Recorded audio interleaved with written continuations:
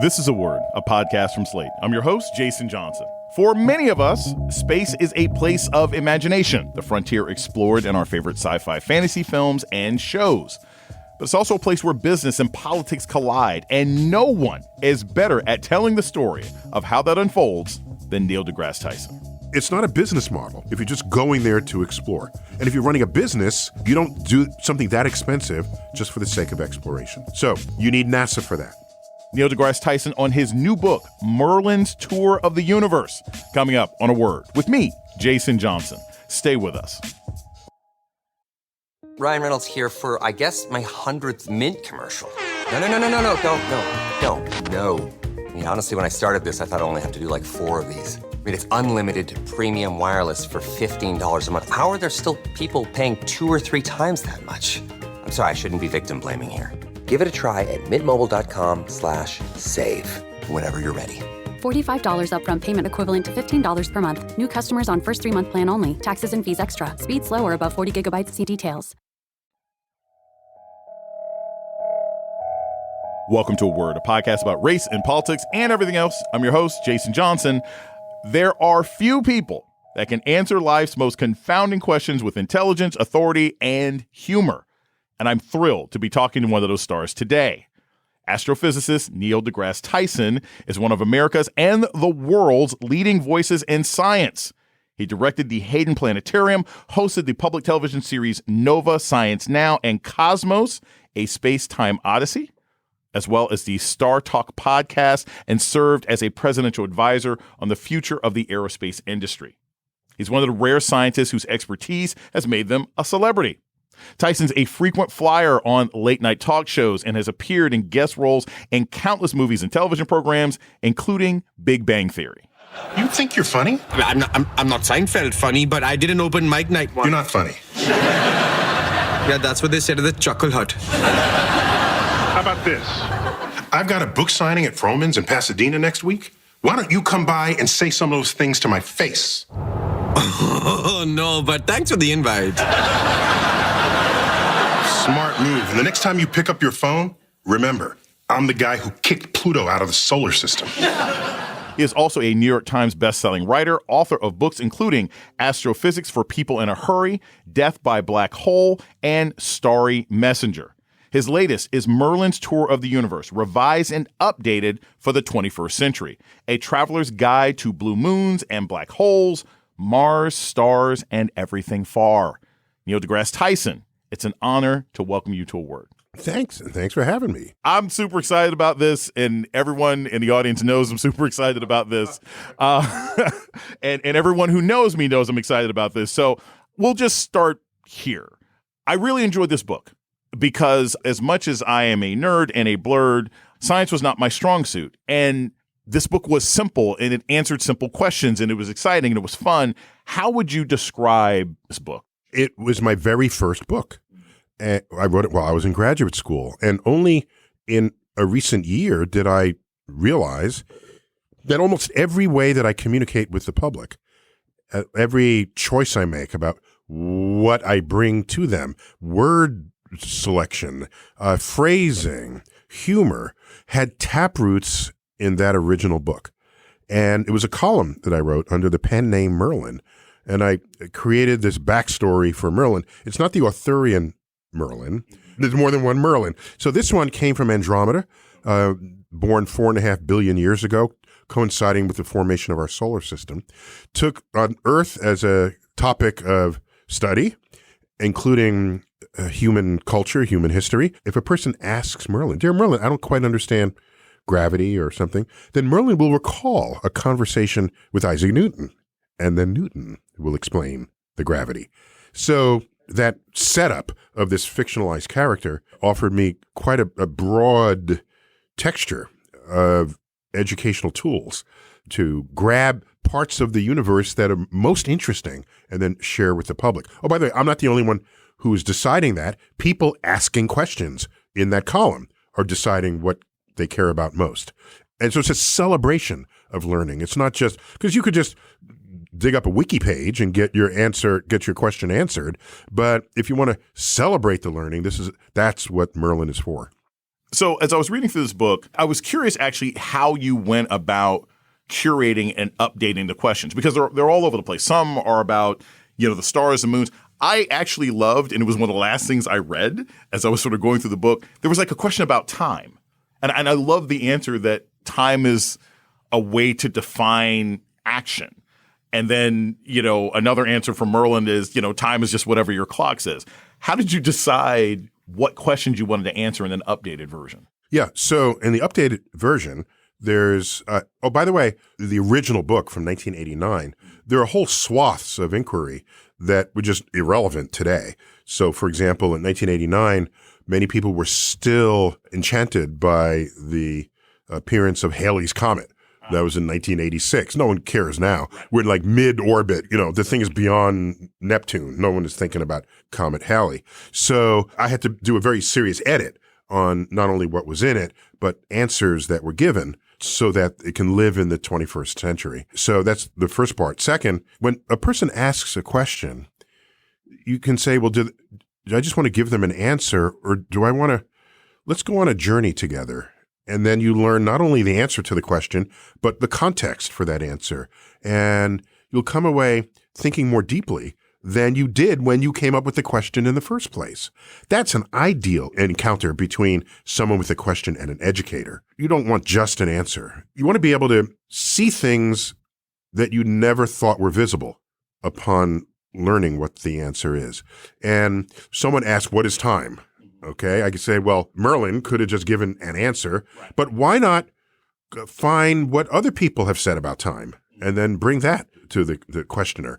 And that way, it's not just one path to an answer, there are multiple. So in that particular question, Merlin samples 10, 11, 12 different people's thoughts on what time is. And again, with Merlin as a character, it gave me extraordinary latitude that is revealed to this day when I post to social media, for example. A lot of the Merlin answers are terse, but have a little bit of humor, an attempt at humor, I should say. It's only funny if you think it's funny. It's not funny if I think it's funny, by definition. And so a little quirky, a little bit of snark, and someone asked about the constellations and why is it that they don't really look like what they say it's supposed to look like. So Merlin recalls a conversation with someone in Corinth back in 300 BC, and they're chatting, they're looking up, and, I see this and I see that. And Merlin overhears someone else say, yes, and I do see an upside down white flying half of a horse. That would be Pegasus. That's about when Pegasus was first named. And so Merlin is listening to this, and right after, he says, yeah, I do see a upside down flying horse. Then Merlin backs away slowly. Merlin is access to our souls of curiosity. One of the things that really struck me about this, I was reading it, and I'm a college professor at Morgan State University, so I'm always thinking about like teaching. Okay, this is good for teaching, and it felt like every quality sort of Sesame Street PBS kind of educational thing that I grew up watching, right? When those things were easier to access, you didn't have to have a stream, you didn't have to pay for them one way or another. Do you feel like when you brought this book back, do you think that's something that's missing now? Do you think that we have more or fewer books that bring the cosmos to kids, that bring science to kids, better or worse? This book there are 200 or so questions. 196 of them are written by adults, full-up adults. Many of the questions reveal a deep knowledge of the universe to begin with for them to even get to the question that they asked. So there are a few that were written by kids but communicated by their parents because the kids couldn't write a letter. So I think the fact that the book is illustrated brings an extra level of tangibility to it. Illustrated by my artist brother. I attended, growing up, the Bronx High School of Science. He attended the High School of Music and Art, both of those New York City high schools. So he's a full-up artist, and he has a sort of a quirky sense of humor, and he would take in the answers that Merlin gives and draw a whole illustration for it. One of my favorite among them is someone asked about which way is Earth moving, Earth and the solar system moving in our galaxy, in what direction on the night sky. So you can actually point to that direction. No one thinks about that, but we are in motion. orbiting the center of the galaxy. All right. So Merlin goes through this and said, yes, Earth is spinning on its axis, orbiting the sun. The sun is orbiting the center of the galaxy. The galaxy is falling towards Andromeda, Merlin's home galaxy. And that entire system is falling towards the Virgo supercluster of galaxies. Merlin ends with the line, such is the layout of this cosmic ballet. And my brother saw that sentence and he couldn't resist. So there's a whole facing page illustration of galaxies in tutus and, and those tight pants that the male dancers wear. It's just hilarious. And so it's, like I said, it's a celebration. Now, I think what you're referring to, maybe when you grew up, whoever was creating the programming wanted you to learn in multiple different ways. Yeah. And I'm sensitive to that. It's not just some stump speech I'm going to give you with an answer. I'm going to find 7 different ways to reach you, or 7 different ways to reach the 7 different people whose brains are wired in 7 different ways for learning. Otherwise, you're just lecturing. Right. And the word lecture, last time it has any currency at all, is while you're in college.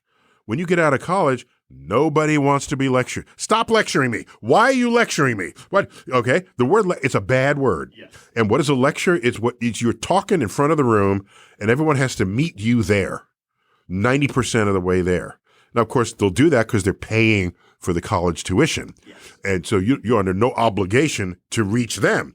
They've got to reach you. If I'm a free range educator, as I would think I would be on social media, for example, I'm going to find something that might titillate your curiosity in whatever ways my life experience has revealed to me. And so this counts as yet more ways to reach the public. And I think that accounted for my early success in social media. I have 15 million Twitter followers. That's a crazy number. Yes. Yeah, that's just stupid crazy. And I think it's because people enjoyed it. They enjoyed the new ways. One of my early tweets, not in the book, but I'm telling you, these tweets have taproots in the book. Right. All right. I was sitting there at a light one day and I saw the red light and I'm waiting for it to turn green. And I just thought to myself, I wonder if our hemoglobin used copper instead of iron, turning our blood green, like it is for Spock on Star Trek, then what color would a stoplight be? I just had that thought. Okay. Well, because why is it red? Well, blood is red and blood is bad. Stop your car. Yeah. Okay. But if green is your blood and it's the color of nature, what color? It was a thought I had. So I posted that and people say, oh, mind blown. Oh my gosh, how am I going to do it? And it's just a way to think about the world in a simple way, but is simple but deep. And I think people resonate with that. I love that you're talking about social media. I follow a guy, Keats did it, who had these great series about the planets. Hello? Hi, this is the Venus. Yes, also a longtime member. And while y'all keying on his phone, my baby Pluto is wandering the void of space. So what I need you to do is get to work on that clickety-clackety keyboard and find out a way my baby can be a planet again. For the audience to know, Keats had this whole series about the planets and talking about Pluto being a character, being a planet. How did you get involved with him? Because he obviously was talking about Pluto. You have been an advocate of Pluto not being a planet for a very, very long time. How did you stumble upon him? I think I had one exchange with him. It's not like we're buddies or anything. I don't think we've even ever met. But I like it when people use their creative artistry to also he's celebrating the universe. Yeah. I'm all in for that completely. And I don't mean to brag, but I was once a character on SpongeBob, okay? Yes. And I was Neil deGrasse Tyson, astrophysicist.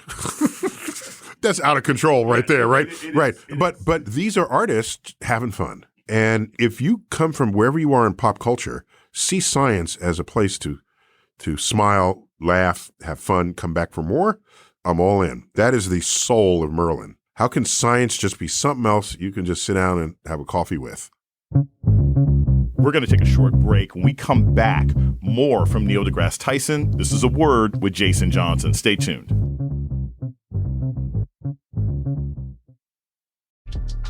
I'm Maria Konnikova. And I'm Nate Silver. And our new podcast, Risky Business, is a show about making better decisions.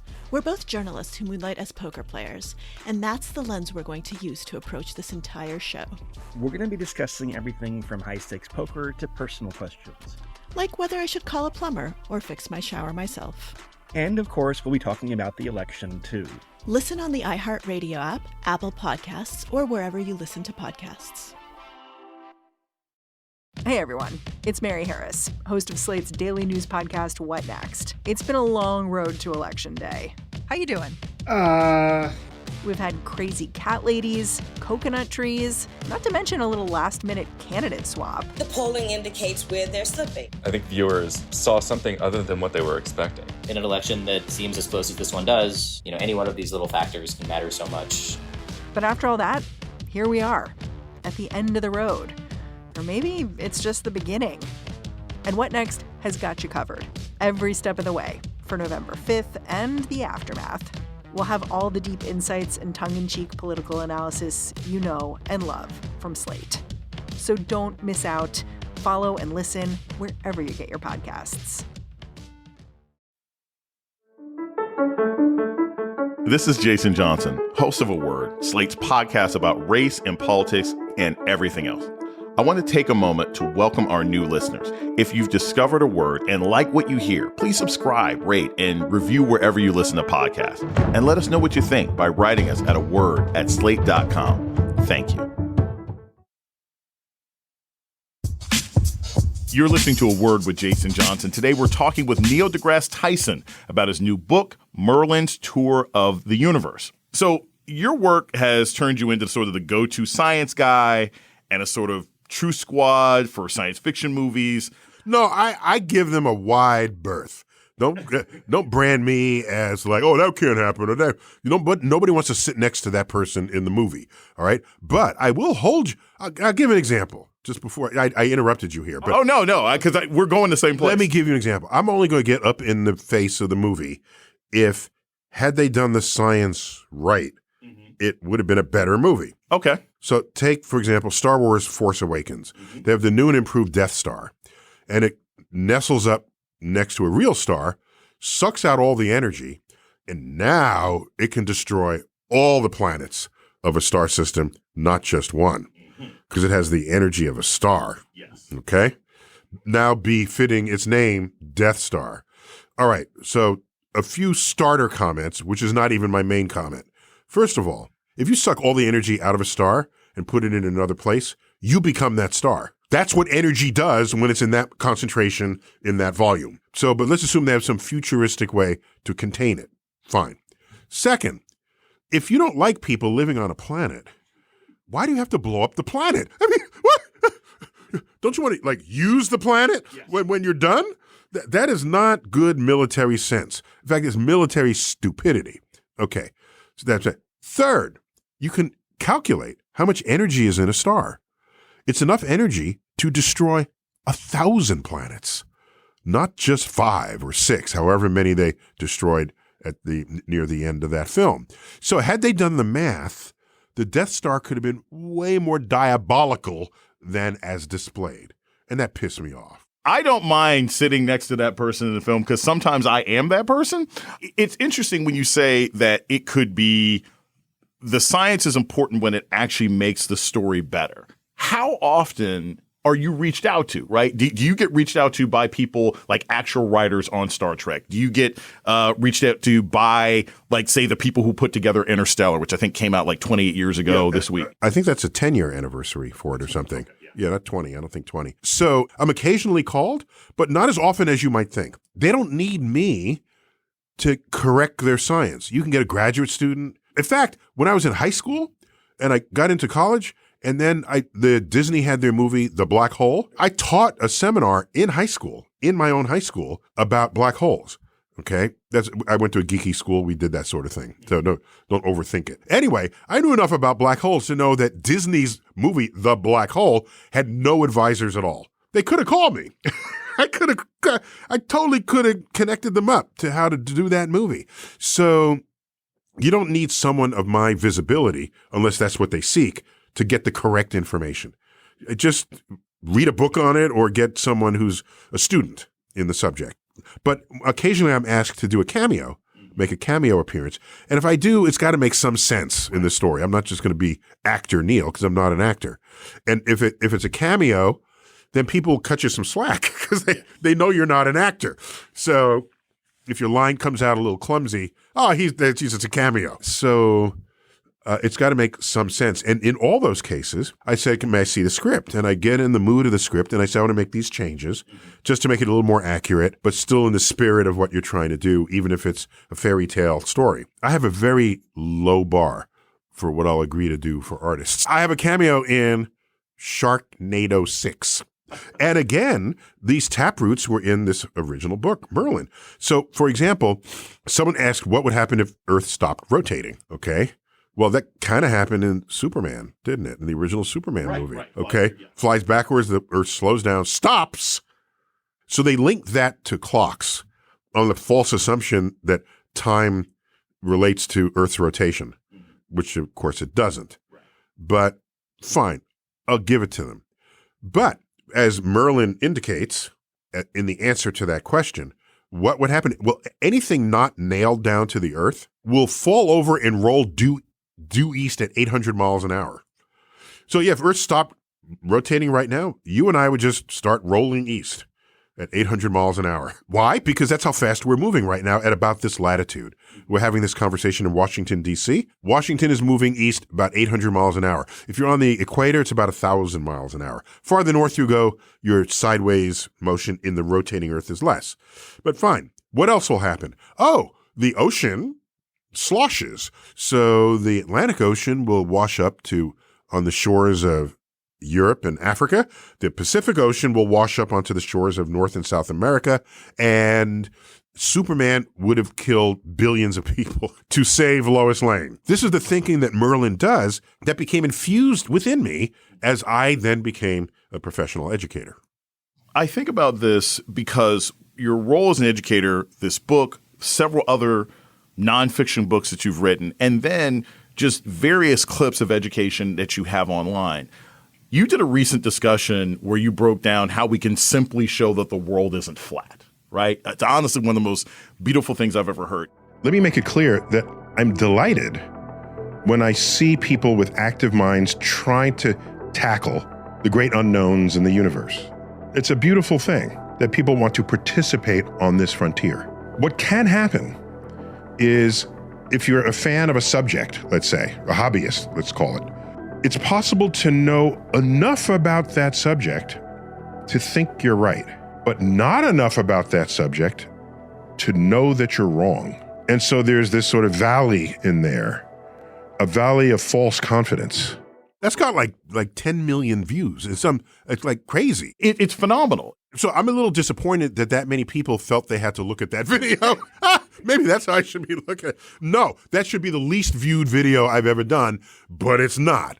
And so that means everyone who watched it is either flat Earth or they have a friend who's flat Earth. So that scares me a bit. And how do you feel about that? Because that did strike me. It's like we should be, just like your book is like, hey, there are certain questions that we don't ask anymore because we're not asking about Halley's Comet. We probably know things about computers. How does it feel to be talking about something that, Copernicus solved, several hundred years ago, right? And we're talking about it today. How does that feel? I mean, think about it. Think of how big your ego must be to presume that Earth is flat because that's how you experience it. Well, why don't you, have you seen pictures from space? Have you done this? Oh, I get it. You have to be in denial of those pictures and presume it's a conspiracy so that you can continue to think what you want about the world. Well, that's not how objective truths work. And by the way, we live in a free country. You can think whatever you want. Just don't become head of NASA. That would be disastrous. Plenty of jobs for you if you think Earth is flat. I'm not going to stop you from having those jobs. Go right ahead. We're going to take a short break. When we come back, more with astrophysicist Neil deGrasse Tyson. This is A Word with Jason Johnson. Stay tuned.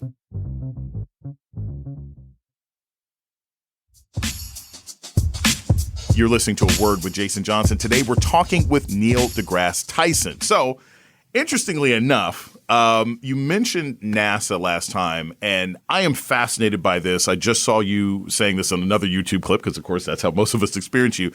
And you had this great conversation about how what Elon Musk is doing with SpaceX is often credited with doing all sorts of amazing things about space exploration that NASA has been doing for much longer and often cheaper. Consider that he hasn't done anything that NASA hasn't already done. The actual space frontier is still held by NASA. Talk a little bit about Bezos and Elon Musk and how they're sort of getting credit for work that NASA has done and how effective NASA still is, even though a lot of Americans don't recognize it because there's not a famous billionaire in front of it. There are two things going on that people conflate. One of them is there's private enterprise participating in space, but it's not space exploration. It's space access. And if you're talking about space access, you want that to be as cheap as possible so that more people can participate, more startup businesses, possibly even tourism. Space access. The history of this exercise is one where if the government does something first and it's never been done before, there'll be costs that you will later realize you can reduce. And so private enterprise, SpaceX in particular, we've all seen the boosters return and stick the landing on the bullseye. He's reusing parts. You have to be able to do that. If not, the cost will never come down. You fly to Europe in a 747, they don't roll it off the cliff and bring out another 747. If that's what they did, it would be really expensive to fly to Europe. So what Elon and others are pioneering here is the cost of access to space, reducing the cost. You'd expect private enterprise to do that because that's how business models work. Reduce costs, increase profits, the whole thing. I don't have a problem with that. The press, however, anytime something like this happens, they say, oh, private enterprise will now lead space exploration. There is no ROI on space exploration. There just isn't, okay? Let's go to Mars and see what's there. What's the business model? I mean, think about the venture capitalist meeting that Elon might have on this. Investors walk into the room. What do you want to do, Elon? I want to go to Mars. Send people to Mars. How much will it cost? A lot, maybe $1 trillion. Is it dangerous? Yes. Will people die? Probably. What's the return on the investment? Well, there isn't one. That's a 5-minute meeting. I'm just saying, that's a 5-minute meeting. He could do it as a vanity project, joined together with Bezos and, maybe Bill Gates. But it's not a business model if you're just going there to explore. That's my only point. And if you're running a business, you don't do something that expensive just for the sake of exploration. So you need NASA for that. You need geopolitical forces whose calculus to account for it is not only what does it cost, it's is there geopolitical value to doing this? And that's the calculation we did when we went to the moon. We were trying to beat the Russians. The godless commies beat us. They had the first person. They had the first satellite, the first non-human animal, the first human, the first woman, the first space station, the first black person, a Cuban. They've beaten us at everything. And we finally get to the moon, and then we say, we win. In a checklist of 20 things, we lost 19 out of 20, okay? So then we get to the moon, we win, and then we look over our shoulder, and they're not there. Oh my gosh, well, where are they? Well, they abandoned that goal, and so did we. We have a fully loaded Apollo 18 that never flew. It's now in captivity in the Huntsville Space and Rocket Center, and the Apollo program ended because the geopolitical motivation evaporated. Let's be honest with ourselves about why we do expensive things in space. That's why.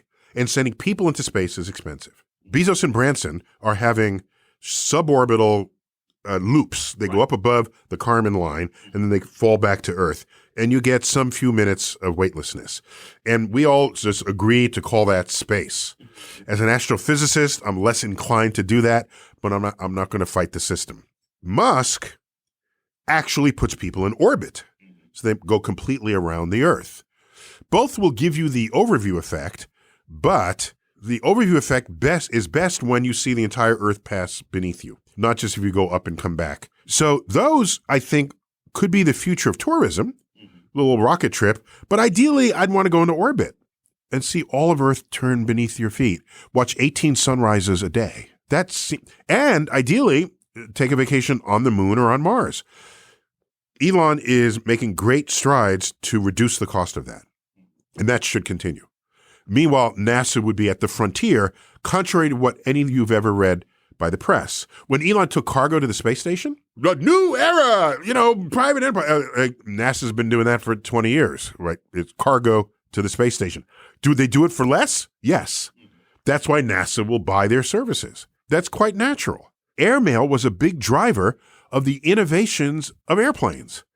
Okay? You want a government contract? You got a little crop duster thing? You want a government contract to carry mail? Oh, I'm going with this other person because they can carry a heavier load than your plane. Oh, wait a minute. I'm going to fix my plane, give it a bigger payload. Now you get the contract. This accelerated the advance of aviation in the United States. Now, the government, we don't have our own airplanes that carry mail. There's no U.S. mail post office plane. They rent space in the belly of Delta Airlines or whatever. Let commercial aviation do it. They'll do it for less. That's the point I was making in that video. A lot of people took it out of context. Even Elon saying, you wait, I'll show you. We're going to go to, it's like, no, Elon, we're good here. We're good. He has taken an active role, and Bezos in his own way, has taken an active role in this presidential election, which is going to be in a couple days after this podcast drops. I'm curious about this because you make this really, really good point about how, look, space exploration, some of the dreams that we have for space, they require sort of a geopolitical motivation and oftentimes multinational efforts. When you look at the people running for president right now, Vice President Harris and Donald Trump for the third time, I know it seems obvious at some levels for practical democratic reasons, but for science sake, who is better for science and certainly space science, and what could be the consequences of a second Trump presidency to things like space exploration and just advancements in general? I'm going to make a bold statement, but I think it's true enough for me to declare it with audacity, that space in America transcends politics. It transcends it. NASA has 10 centers in 8 different states. And those 8 states variously vote 5 blue, 3 red, 5 red, 3 blue, 4 red, 4 blue. It is geographically and politically distributed. If you ask someone whether they enjoy space or want to continue it, that will give you no insight as to whether they vote Democrat or Republican or independent. So it's uncorrelated. And here's Elon talking about space because he can. He's got SpaceX as a supporter of Trump. Meanwhile, the vice president's job is they're head of the Space Council. The space activities of our country, the governments report to the vice president. They always have, at least as I remember it. And so no one is going to say, let's not go into space. That's not going to happen. So I don't see any difference between them regarding it, nor would I expect that, given the history of it. By the way, why didn't we stay on the moon in 1972? 52 years ago. Oh, like I said, the Russians weren't there. Right. So why continue? Did we go back in 1980? No. 1990? No. 2000? No. 2010? No. So I'm on a commission appointed by George W. This is the early 2000s to study what should the United States do with its space program. We said, well, let's go on to Moon, Mars, and beyond, and transition the budget from the space shuttle as the space shuttle phases out, phase the rest of this in. We did this. It was DOA in Congress. DOA. Oh, it's too expensive. We can't do this. Okay, fine. Then Obama comes in. Are we going to the moon under Obama? No. Then Trump comes in. And he said, are we going to go to the moon under Trump? Well, yes, in fact. The Artemis mission is created. Artemis, if you're into Greek mythology, is the twin sister of Apollo. Yes. So NASA was woke early on. I just want you to know, sending astronauts back to the moon. All right, so now Biden comes into office. Does he get rid of this thing that Trump put in? No, he continues it. He could have gotten rid of that's Trump, and everything Trump touches is bad because he's our adversary. So no, he continued it. Why all of a sudden are we going back to the moon? Oh, let's part the curtains. China says they're going to send taikonauts.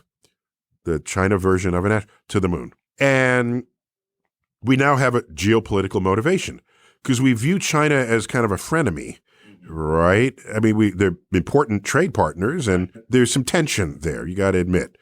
Oh, by the way, in my commission, now 20 years ago on the White House, we discussed a Space Force, and we felt that the Air Force wasn't quite ready for that yet. But under Trump, he creates a Space Force. And that's a very natural thing to happen. Given the amount of assets we have in space, we want to protect them, the possible threats that are emerging in space. So, no, I don't see any difference between them. There are other differences that are stark, but otherwise, no. Yes. One wants the continued democracy, and the other is. No, I would also say, I would say the starkest is the continued resistance to acknowledging and embracing the human-caused climate change. That has split politically, and I'm sad by that because there's nothing wrong with coming up with a political solution to a scientific dilemma. But to deny the science is to stick your head in the sand. I mean, if people had been doing that, we would still be living in caves, not understanding the role of objective truths. I got to ask this because, it's interesting. Usually when we have a guest, if it's something like political, pop culture, whatever, there's always how do you follow them at the end or blah, blah, blah. People know who you are. You've got 15 million followers. And we've just sort of had this great conversation about like the future of science, everything else like that. I want to take this back. I want to close this out on the book. As we're moving forward, as you're saying, this is an update of science from 30-something years ago. I'm getting this book. I'm giving it to my goddaughter for Christmas, this, that, the other, coffee table book on the plane. What's a big takeaway that you want people to get from this book that would be different from, say, the last two books that you wrote? There's several reasons why one might be interested in the book. One of them is a little self-serving, if I may. If you are a big enough fan and you want to know where it all came from, you will see that in this book. You will see the references to pop culture. You will see the quirky, playful moments. And if you followed my Twitter stream over the years, you will feel that sort of Merlin energy within it as you go through it. So that's just the self-serving side of it. I want it to be a reminder to people that learning about the universe can be fun. So I would say if you know someone who doesn't think science is fun, or who already knows science is fun and they want more of it, there's surely people out there who who just turned off science and they forgot what it is to reignite their childhood curiosity. Because kids, we all know, what is that? What's under the rock? What's behind the tree? As adults, we've lost it. And I'd like to think that Merlin reinvigorates that lost sense of curiosity in us all, and especially in adults who got ossified in their views because that's how they thought the world was when they graduated high school or graduated college, and the world hasn't changed for them since then. This is a way to celebrate learning. You just want answers? Go read a wiki page. If you want to celebrate the answer, you go read Merlin.